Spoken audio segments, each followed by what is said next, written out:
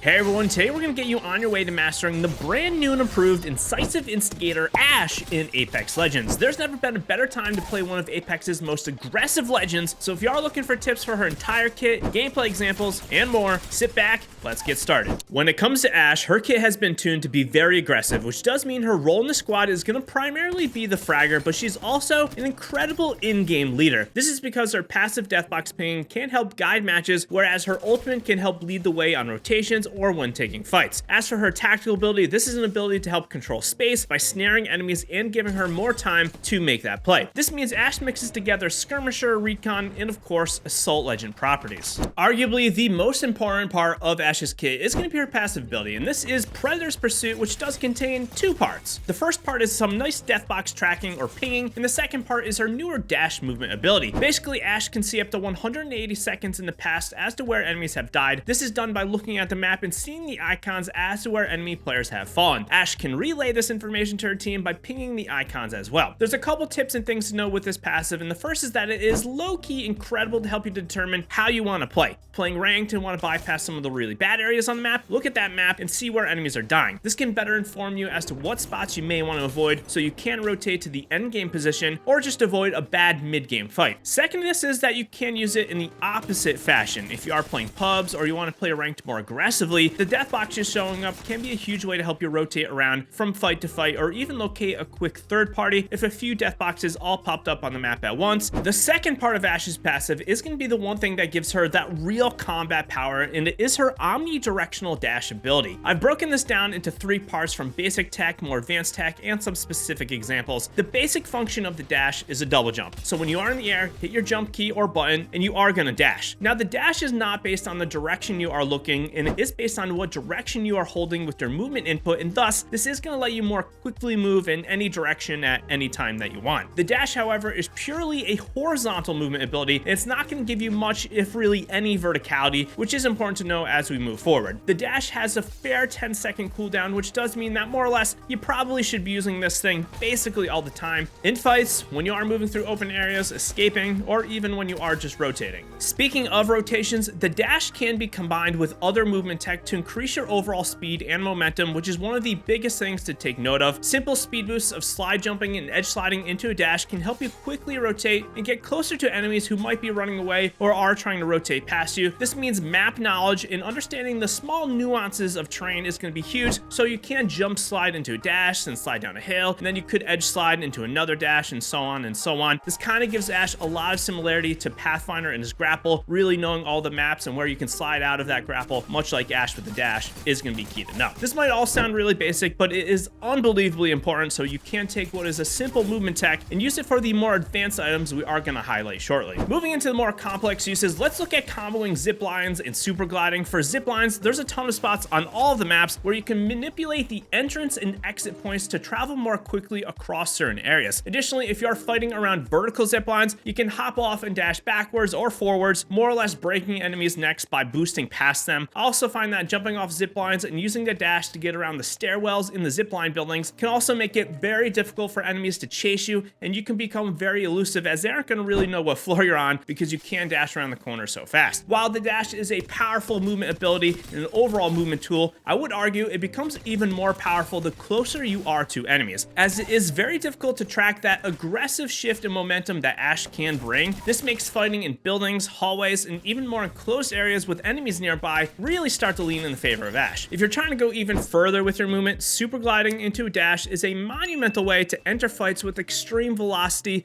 that enemies are going to have a hard time dealing with. Additionally, if you hit a super glide and then redirect yourself or move yourself in an alternate direction, even backwards with the dash, this can be an awesome way to confuse your enemies and turn the tide in your favor. The dash also works incredibly well as a method to initiate a climb up to a harder to reach area. There are so many areas around all the maps where you can dash into a wall and climb up to a spot where pretty much no one else is capable of climbing. This gives you increased play options when it does come to how you approach engagements. This does give Ashe a little bit of that Revenant feel where he can also climb up to areas where players will not expect. Apex has always been a very team-oriented game, and the dash also kind of reinforces this from time to time. Using the dash to flank enemy squads or get an alternate side angle is extremely easy to do, and as long as you are not overextending yourself, this needs to be done. Speaking of overextension, the dash and really the ultimate as well can cause most players to get what I call the Octane effect. More or less, the dash or Octane stem can create environments where you are so fast to the point where you are getting too far removed from your squad, and thus you're running in there and dying with no backup. It is going to be your job as the Ashe to be mindful of where your squad is, so take care and be aware that they might not be able to get to you as fast as you can get away from them. Beyond all those specific ways to use the dash, it is going to be also very useful in combat, but I will take a second to state that the dash is pretty twitchy or easy to activate on accident, and the dash as a whole does have a few more limits on Ashe's overall movement options. Since it's easy to accidentally dash, be mindful that you don't want to accidentally boost off of height or into enemy sightlines. Additionally, you should know that when you are bunny hopping, it's difficult to not have the dash activate. However, you can dash and then go into a bunny hop, making yourself harder to hit and evade enemies, which is going to be something that you do need to be using quite frequently. Second to the difficulties with bunny hopping, there's also going to be some additional level difficulty to wall bounce, as your timing is going to have to be much more on point than with other legends, as you're going to frequently dash on accident if you're not connecting to that wall at the perfect moment. If there's going to be one thing that you do need to know about Ashe's dash, it's going to be our next tip. This is that you need to treat the dash almost like an ability to control your space,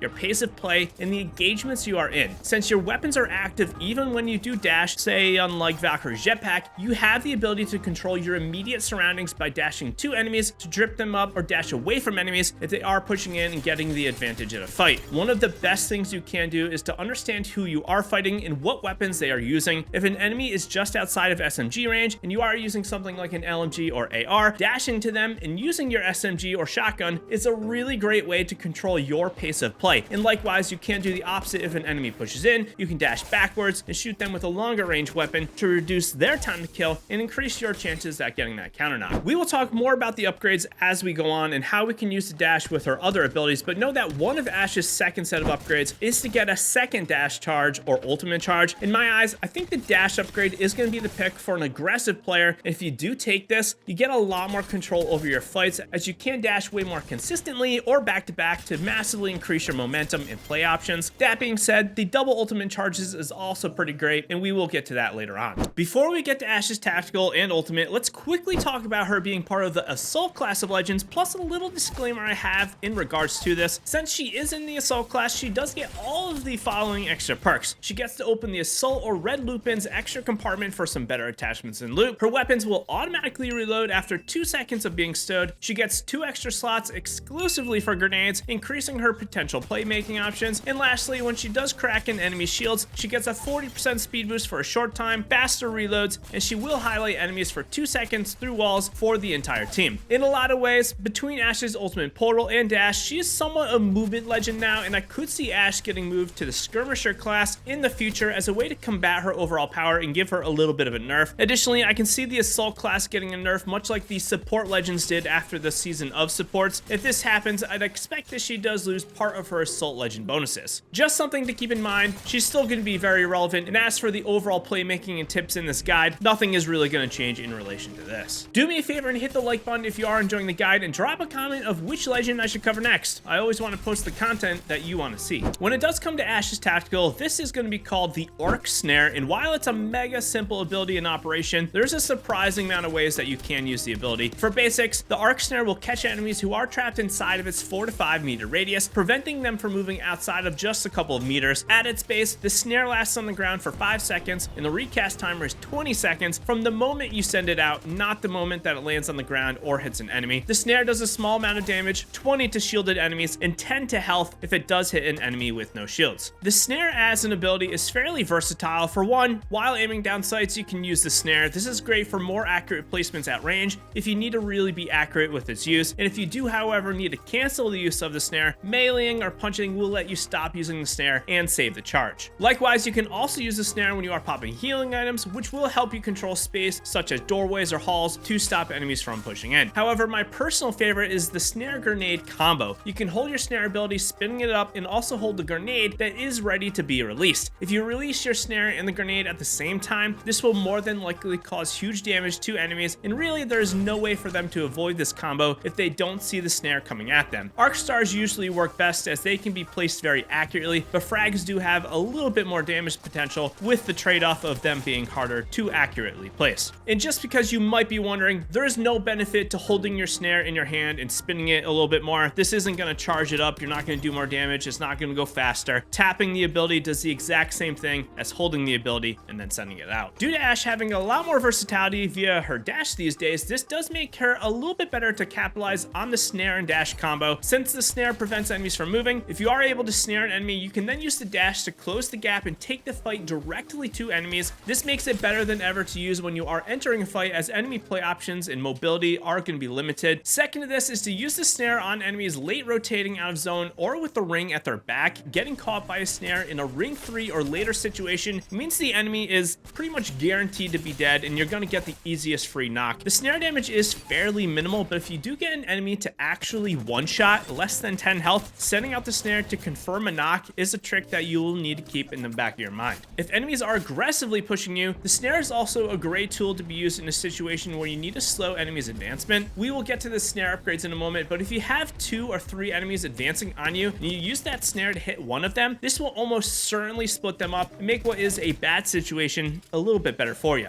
With this, let's talk about Ashe's upgrades, and this consists of 2 things. You can either choose to have the snare last 3 times longer in the world, so 15 total seconds, and it will snare multiple enemies, or you can get 2 snare charges. It's gonna depend on how you want to play, but I firmly believe the greedy snare, or the longer lasting snare in the world, is much more useful. Being able to continually snare doorways, halls, and other areas of contention for 15 total seconds will greatly deter enemies from pushing into your area or trying to make that rotation. It also works on tops of terrain or even ledges to prevent climb ups. As for the other upgrade, it can be nice to have 2 snares, which will let you get the ability more frequently, but I think it's not necessary. And if you take the greedy snare, the snare will only not be active for 5 seconds in the world, which I think is pretty fair and kind of a big deal, to be honest. One other thing that you can combo with the snare is going to be Ashe's ultimate, so let's get to that. Ashe's ultimate is a powerful one-way portal that anyone can travel through, both friendlies and enemies, up to 100 meters away. The phase breach stays open for 12 seconds, and the ultimate's recast timer is a pretty quick 120 seconds or 2 minutes. At a basic level, the portal is absolutely incredible to travel the team through dangerous areas on rotations, to make aggressive plays by portaling to height, or just to use it as an immediate retreat and get out of jail free card. Like we just mentioned, you can combo in the snare with the portal, and this is something that will help you get out of a bad situation. If enemies are nearby as you portal and say you are cracked or weak, oftentimes they are going to chase you through your phase breach. Dropping the snare immediately as you exit the portal is a way to catch them off guard, and you can either counterplay by shooting them, or you can continue to run away and hopefully escape. I'll also just note that if enemies are near the exit as you phase breach, they will be highlighted in red, which can help you when you are pushing, but it can also help enemies locate you when they are chasing. Before we get to some specific portaling techniques, let's discuss upgrades one more time, and this is the fact that Ashe can get a second ultimate charge through her level 3 upgrade. This is honestly quite beneficial, as anytime you can have 2 ability charges, especially things that are longer like ultimates, it's not only going to let you use the ability twice back to back, but it's also going to let you start charging up an ultimate after your first charge, which means you'll just get more ultimates regardless, since that timer is going to be ticking more often. However, if you have to decide between this and 2 dashes, it's going to kind of depend on how you want to play. If you are playing more aggressively in something like pubs, or you are running it down in ranked, then I think 2 dash charges is going to be better. If you are looking to help the team out more in ranked, or if you are playing a little slower, then 2 ultimate phase breaches is more likely the way you should go. Also, if you are playing with weapons that have the accelerator stock and you are getting knocks and farming up lots of damage with something like the G7, at least as of the recording of this video, then you probably can do with just 1 ultimate charge, as you're gonna get your ultimate back much quicker, which means you won't really need 2 charges stacked up. Beyond just using the portal to gain height on enemies, you can also use it to get out of really bad situations. The best way to do this is either to jump into the open air and then use the port, or use a dash and then port, so the portal is floating off of the ground and enemies are going to have a harder time chasing. If you know friendlies are lagging behind, you can use the double port to pick them up as well. Simply port from height or where you are to them, and then port back to where you were, catching your squad up instantly. This is not always going to be useful, but it is a technique that you should be aware of. If you know your team is approaching an engagement, sometimes solo phase breaching to flank the enemy is a great idea. This way the squad can attack on two fronts and control more space, much like dashing to the side like we talked about earlier. Likewise, you can also simply just use the portal to chase enemy squads down and get them out of the lobby if someone is weak or if there's one member left. But just as with every legend and every ability, make sure you're using your resources wisely. You don't want to just waste things for a singular easy knock if it's not going to be worth it. However, and speaking of resource management, just because the portal goes 100 meters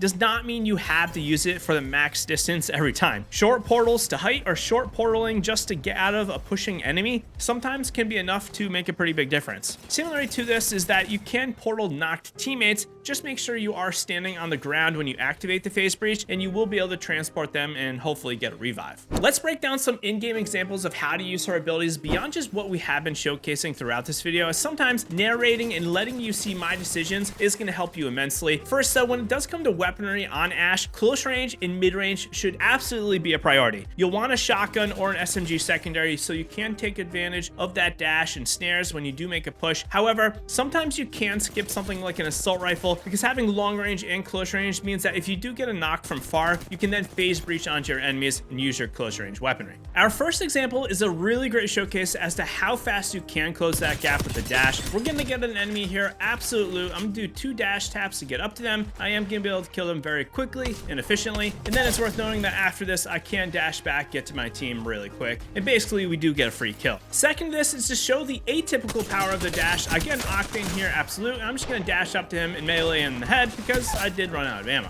Next up, we show how important it can be to be very mindful of your surroundings. I am full shields here, but you'll notice that I am going to get chased through my ultimate regardless. The Newcastle comes through and he's on me right away. Something I could have done here was stand a little bit more to the side so he wasn't looking directly at me. Next up, we have a great example as to the power of her complete kit, and mainly we got her snare here, which is the big playmaker that does save this fight for my team. First off, you'll notice I'm aiming down sights to get the more accurate snare placement. This is also a longer snare for this game, and I am going to snare that enemy over there on the side, which does keep him out of commission because I'm also able to get both those enemies slightly weakened. I'm then going to get pushed by this Revenant. Both my teammates are down. I'm going to reset the height with the portal because I do want to get out of that situation. I'm probably getting called out that I'm knocked, so I am going to snare that one enemy. They do chase through my portal and get snared. One of the enemies actually chases me and tries to get me down while the other revives, and because I did snare the first enemy, they are now going to be split and they don't expect me to dash over to them and get that quick knock. And the big thing here is I'm splitting up all those enemies. I'm taking 1-on-1s, not taking 1-on-2s or 1-on-3s all at the same time, so I am able to use that snare, get knocks, split them up, use the dash, close gaps, use the ultimate to get out of a bad situation to make the triple knock and get the squad wipe. Our next example is a great showcase of how you can close the gap with the dash. I'm also using some very basic movement tech here of sliding and slide jumping to use the dash to its fullest effect. I'm gonna get a knock and then I am gonna run up. I'm gonna use the dash. I'm gonna then use my snare to stop them from running across the open. I get the re-knock and I am catching this Newcastle off guard because he does get snared, so he is stuck in the open. And I am gonna push up again with the dash and slide